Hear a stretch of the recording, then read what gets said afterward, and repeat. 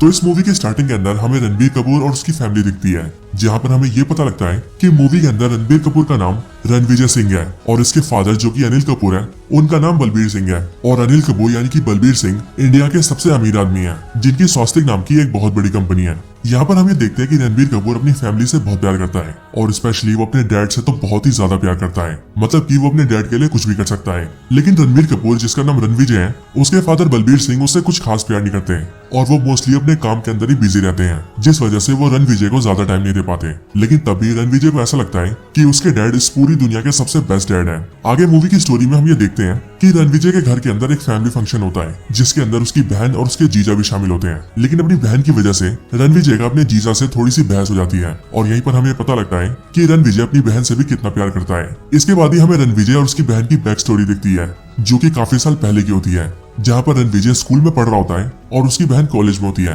यहाँ पर रणविजय की बहन को कुछ लड़के छेड़ते हैं और कॉलेज के अंदर उसकी रैगिंग करते हैं। और फिर जैसे इस बारे में रणविजय को पता लगता है, वैसे उसी दिन वो अपनी बहन के साथ उसके कॉलेज जाता है और गन निकालकर उन सारे लड़कों को बहुत धमकाता है। लेकिन जब वो अपनी बहन के साथ कार से वापस आ रहा होता है, तभी कुछ और लड़के उसकी बहन को छेड़ना शुरू कर देते हैं और बाइक से उसकी कार का पीछा करते हैं। ये देखकर उसकी बहन काफी डर जाती है, लेकिन रणविजय अपनी गाड़ी से उन लड़कों को टक्कर मार देता है, जिससे कि वो सारे लड़के गिरकर घायल हो जाते हैं। लेकिन जब वो लोग घर जाते हैं, तब रणविजय के फादर बलबीर सिंह उसे चाटा मारते हैं और वो रणविजय से कहते हैं कि वो एक गुंडा है, इसीलिए वो उसे बोर्डिंग स्कूल में भेज देते हैं। जिसके बाद रणविजय की पढ़ाई बोर्डिंग स्कूल में होती है। इसके बाद कहानी फिर से प्रेजेंट में आती है, जहाँ पर हम ये देखते हैं कि रणविजय की बहन उससे कहती है कि उसे अपने जीजा से सॉरी बोलना चाहिए और फिर इसीलिए अपनी बहन की वजह से वो अपने जीजा से माफी मांग लेता है। बट रणविजय के फादर को उसका एटीट्यूड बिल्कुल पसंद नहीं आता और इसीलिए वो रणविजय को डांटते हैं, जिस वजह से रणविजय और उसके फादर बलबीर सिंह के बीच आर्गुमेंट हो जाती है। और उसी आर्गुमेंट की वजह से रणविजय के फादर उससे कहते हैं कि वो घर छोड़कर चला जाए। इसके बाद रणविजय घर छोड़ देता है और वो अपनी गर्लफ्रेंड के साथ जाकर उससे एक मंदिर में शादी कर लेता है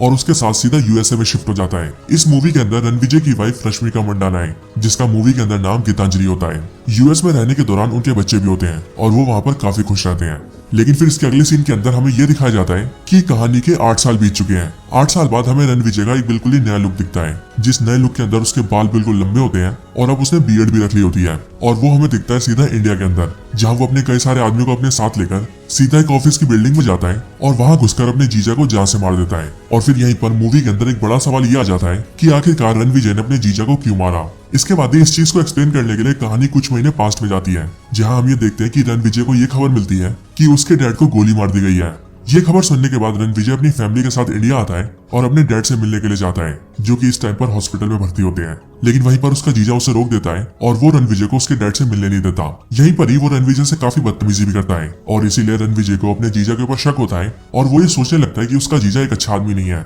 इसीलिए हो ना हो उसके जीजा से उसके डैड को नुकसान हो सकता है। बट कुछ टाइम बाद ही वो अपने डैड से मिल लेता है और फिर लेटर ऑन वो अपनी पूरी फैमिली की जिम्मेदारी संभालता है। वो अपनी डैड की कंपनी के लोगों को भी काफी हौसला देता है और वो अपनी फैमिली को भी पूरी तरह से मैनेज करता है। इसके बाद ही वो अपने गाँव से अपने सारे कजन्स को बुला लेता है और वो सबसे कहता है कि वो सारे उसके भाई हैं, इसीलिए वो उन सब पर भरोसा करता है और अब से वो ये चाहता है कि वो सब एक साथ मिलकर फैमिली को प्रोटेक्ट करें और अपने दुश्मनों को ढूंढ ढूंढ कर मारे। रणविजय ये भी समझ जाता है कि उसके डैड के ऊपर फिर से हमला हो सकता है और इसीलिए वो अपने डैड का एक बॉडी डबल बनाता है, जो कि बिल्कुल उसके डैड की तरह दिखता है और वो अपने डैड की जगह उसे बाहर भेजने लगता है। और फिर इसी दौरान एक दिन उसके डैड का बॉडी डबल रात को कार से जा रहा होता है, लेकिन तभी बहुत सारे गुंडे उसकी कार को घेर लेते हैं और गोली चलाकर उस बॉडी डबल को मार देते हैं। इसके बाद ही रणविजय को इस बारे में पता लगता है और वो इस बात से काफी दुखी होता है। बट अगले दिन जब उसका जीजा उसके घर आता है, तब वो ये देखता है कि रणविजय का बाप जिंदा है और फिर यहीं से हमें ये पता लग जाता है कि रणविजय बिल्कुल सही था और उसके डैड के ऊपर हमला करवाने के पीछे और किसी का नहीं बल्कि उसके जीजा का ही हाथ था। यहीं पर ही रणविजय अपने जीजा को एक बंदे से फोन पे बात करते हुए सुन लेता है, जहाँ पर उसका जीजा फोन पर कह रहा होता है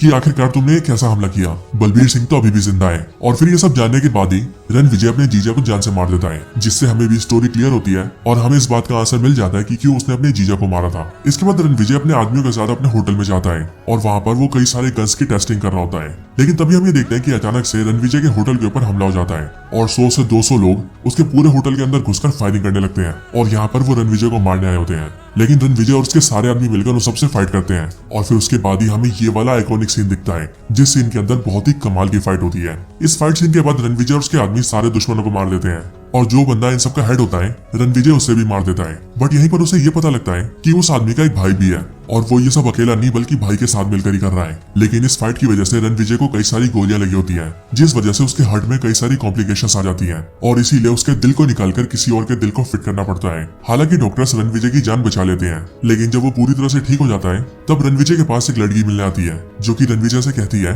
कि उसे जिसने दिल डोनेट किया है वो दिल देने वाला और कोई नहीं बल्कि उसका फियांसे था, और इसीलिए वो जब भी रणविजय को देखती है तब उसे उसके फियांसे की याद आती है। इसके बाद वो और रणविजय काफी बातें करते हैं और हम ये देखते हैं कि वो दोनों एक दूसरे को पसंद करने लगे हैं, जिसके बाद रणविजय भी उसके साथ रहने लगता है। वो दोनों एक साथ 1 से 2 महीने रहते हैं, बट उसके बाद ही हम ये देखते हैं कि उस लड़की को रणविजय से प्यार हो जाता है और इसीलिए वो रणविजय के पास ये कन्फेस करती है कि उसने जो भी कुछ बोला था वो सब झूठ था, यानी कि जिसने रणविजय को दिल डोनेट किया है वो उसे जानती तक नहीं है, बल्कि वो तो यहाँ पर एक मिशन के दौरान आई है। इसके आगे वो रणविजय को बताती है कि तुमने जिसके भाई को मारा था मुझे यहाँ पर उसी ने भेजा है, बट यहीं पर रणविजय उससे ये कहता है कि मैं तुम्हारे बारे में सब कुछ जानता हूँ, मैं जानता हूँ कि तुम मुझ पर स्पाई कर रही थी और तुम यहाँ पर जानकारी लेने आई थी और इसीलिए मैं भी पूरी तरह से सतर्क था। इसके आगे रणविजय उससे कहता है कि तुम जो भी कुछ जानती हो मुझे सब बताओ और मुझे ये बताओ कि तुम्हें जिसने भेजा वो क्या चाहता है और आखिरकार क्यों वो मेरी फैमिली और मेरे फादर के ऊपर हमला कर रहा है। इसके बाद वो लड़की रणविजय से कहती है कि मैं उसके बारे में सब कुछ तो नहीं जानती, बट हाँ मैं ये जानती हूँ कि वो टोटल 3 भाई है, जिनमें से एक भाई को तुमने मार दिया है और बाकी 2 भाई अभी भी जिंदा है, और उन्हीं में से जो छोटा भाई है उसकी सर्जरी करवा के वो लोग उसे तुम्हारे जैसा बना रहे हैं,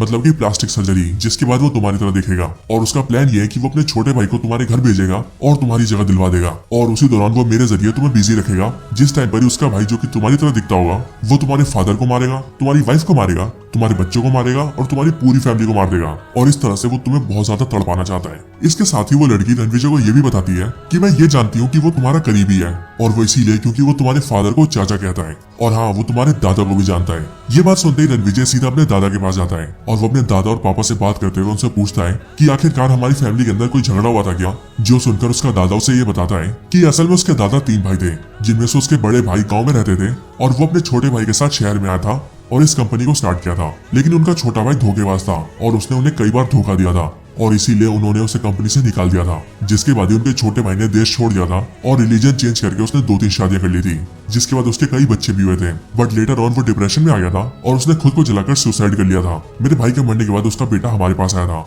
और वो कंपनी से अपना हिस्सा मांग रहा था, लेकिन हमने उसे भगा दिया और उससे ये बोला कि इस कंपनी को हम लोगों ने खड़ा किया है, तुम्हारा बाप 1 नंबर का धोखेबाज है और इसीलिए तुम लोगों का इस पर कोई हिस्सा नहीं है, और इसीलिए तब से उनके बच्चे और उनके बच्चे हमें बर्बाद करना चाहते हैं और हमें मारकर बदला लेना चाहते हैं। इन सारी बातों को समझने और जानने के बाद रणविजय फैसला करता है कि वो अपने दुश्मन को खत्म कर देगा, और इसीलिए वो अपनी टीम लेकर उसके बारे में इंक्वायरी करता है, जिस पर उसे पता लगता है कि वो स्कॉटलैंड में रहता है, और इसीलिए रणविजय अपनी पूरी टीम के साथ स्कॉटलैंड जाता है और उसके घर पर अटैक कर देता है। अटैक के अंदर वो उसके सारे आदमियों को मार देता है, लेकिन यहीं पर ही हमें ये पता लगता है कि असल में जो रणविजय का दुश्मन है वो और कोई नहीं बल्कि बॉबी देओल है। यहीं पर बॉबी देओल बचकर घर से निकल जाता है और वो सीधा एयरपोर्ट चला जाता है ताकि वो देश छोड़कर भाग सके और रणविजय से बच सके,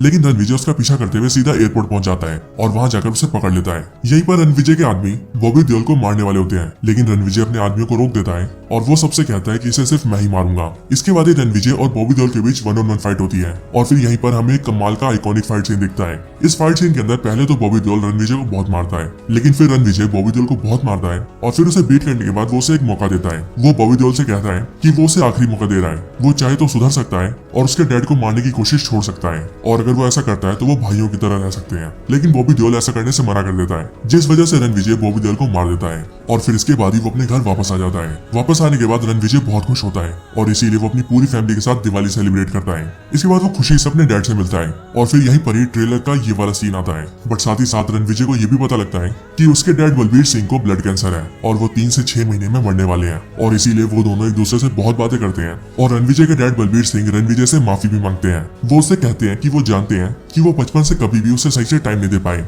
और वो एक अच्छे पिता नहीं बन पाए, लेकिन अब वो सब एक फैमिली की तरह रहना चाहते हैं। और फिर इसके बाद ही रणविजय और उसके डैड एक बार फिर से रीयूनाइट हो जाते हैं और इनकी पूरी फैमिली हैप्पी रहने लगती है। लेकिन यहीं पर जहां हमें लगता है कि मूवी एंड होने वाली है, वहीं पर एंडिंग में एक कमाल का सीन आता है, जिस सीन के अंदर हम बॉबी देओल के उसी भाई को देखते हैं जिसकी सर्जरी करके उसे रणविजय जैसा बनाया गया था। यहाँ पर हम ये देखते हैं कि रणविजय का वो भाई एक प्रोफेशनल किलर है और यहाँ पर उसने रणविजय के 2 आदमियों को पकड़ा होता है और वो यहाँ पर कहता है कि उसने मेरे दोनों भाइयों को मारा है और इसीलिए अब मैं उसके पूरे परिवार को मारूंगा और उससे अपने भाइयों की मौत का बदला लूंगा। और फिर ये बोलकर वो रणविजय के उन दोनों आदमियों को मार देता है, वो भी बहुत ही बुरी तरह से। और फिर यहीं पर हमें एनिमल पार्ट 2 का हिंट दिया जाता है, जहां से हमें पता लगता है कि नेक्स्ट मूवी के अंदर बॉबी देओल का भाई रणविजय से फाइट करेगा। और क्योंकि वो भी रणविजय जैसा दिखता है, इसीलिए उस मूवी के अंदर रणविजय वर्सेस रणविजय होगा। और फिर इसके साथ ही ये मूवी यहीं पर एंड हो जाती है। तो दोस्तों यही थी वीडियो एनिमल मूवी की स्टोरी के ऊपर। आप सभी को वीडियो कैसी लगी और मूवी की स्टोरी कैसी लगी मुझे कमेंट्स में जरूर बताएं।